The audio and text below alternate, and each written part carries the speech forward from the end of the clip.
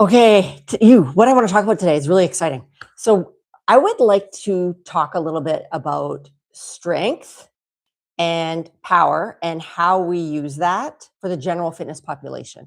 I think one really exciting topic, if you want to say it like that, is regarding women and strength training and the whole debate on if women should lift heavy. So there's a few things with that. First of all, I understand that women are going to do what they want to do, and we can't push anybody into training a certain way, but we want to encourage that they learn the why. If you can learn the why, then at least you're making an educated decision on how you're going to exercise.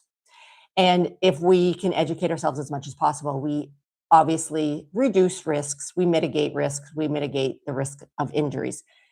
So when we talk strength, we have a ceiling of strength, I guess. We have a roof, a ceiling of strength, and we we do want to get that ceiling of strength up. Or we want to get our strength closer to that ceiling of strength. Now, we're not expecting the general fitness population to be like this, right? And just be max strong, because that society just isn't like that. But our ceiling of strength, we want to get as high as we can functionally as possible. So that ceiling of strength, if we are stronger, that is going to require exercises where we're lifting heavier loads. So when we hear the debate of women don't need to lift heavy, for what results? And usually it says women don't need to lift heavy for the same results. But the same results of what? Are we talking muscle hypertrophy, definition, tone? That's usually what women are striving for. They're thinking of the word tone and they're going with that. We want more muscle, we want more strength, but it's neuromuscularly, it's the messaging from the brain to the muscle. Like how can we get things to work harder, faster? That really should be more of the goal for the adult fitness population. So we are including exercises with heavier loads. It doesn't mean you're doing every exercise with heavier loads. I will always encourage sometimes heavy, sometimes moderate, sometimes light. It's going to be on the goal of the person, the exercise, the confidence, the skill of the lift, adaptation, all of that. But we can't be afraid to challenge ourselves with heavier load. So your heavy is going to look completely different than my heavy. So we're not going to blanket everybody. We're going to just educate individuals on what that heavy might be. Your heavy might be 6 reps. Somebody else's might be 4. Somebody else might be 8, but it's still on a side where it is more challenging. So that ceiling of strength, if we can get our strength level up, then when we focus on power, we have the ability to be more powerful. Why that matters is the general fitness population, we will lose power faster than anything. Your power development is going to allow you to mitigate risks of falls. If I trip and I put my leg out to catch my fall, I am moving my hip with power, with speed. I am moving my limb with power, with speed. I need to be able to react to what is happening around me, to the forces around me, to my sport or just daily tasks. And that requires power.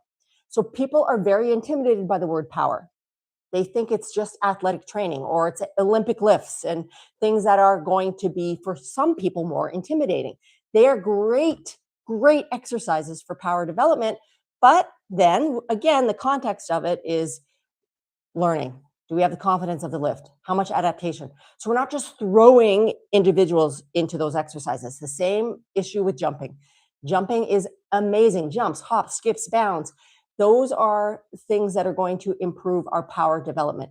So you have different jump training and plyometrics, but we are understanding the why. So we have our strength. We improve our strength. We train power. The fact that we've got more strength allows us to be more powerful. But then we have to use this. How do we use it? How do we use our strength? How do we use our power? That is one piece of the puzzle that people miss is we have to learn how to use it. We have to be coordinated.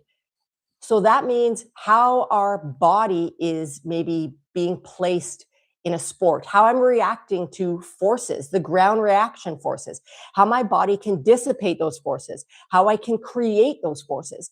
And that is what we lose as we age.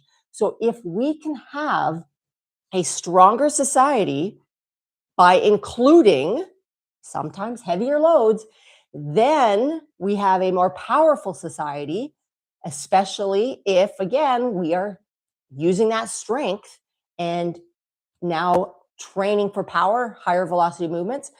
Then it comes down to smart training.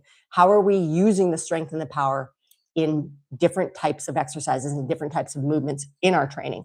We want to have that coordination. We want to understand how we can improve the messaging from the brain to everything below it. It is very critically important that we keep our strength, we keep our power as we age, and we get really, really good at and efficient at using that strength and power. So it is its own little conversation when you say, well, somebody's super strong, but they can't use that strength well, or maybe strong and powerful, but how are they using it in their sport? So I hope, like, trying to keep that as like basic as possible so people can understand it and go, okay, I get it. Because the messaging about lifting heavier, I think for women is a little frustrating because it's in my mind, this is my opinion, it gives us an excuse to just be fragile and weaker. It gives us an excuse to just always stay easy and always train lighter or moderate and not really kind of push that a little bit. It I believe the messaging to society, especially women, does have to be a little bit harsher because it is quality of life. It's you climbing stairs, it's you doing daily tasks, and strength and power is part of that as you get older. So telling women you don't have to lift heavier for the same results. We have to be really clear on what those same results mean. If it is just body composition, if it's just getting skinnier or losing weight, or hey, I can see my biceps a little bit more, that's not a clear picture. We need to really hammer home the message of you want to be able to create more force. You want to be more forceful. You want to be able to use that force and be faster and use the strength and the power and have, better coordination. So you live a better quality of life. I'm hoping that most of society wants that. It's your choice. It's your choice on the level of quality of life that you want. So educate yourself on the why, understand the why, and how lifting heavier plays a role in your training. Don't ignore it. Mix it all in, and then you're getting, you're filling all the buckets. That's really what we want society to do. All right, I'm going to go enjoy the heat. Maybe not. Okay, have a good day. I'm going to turn this off.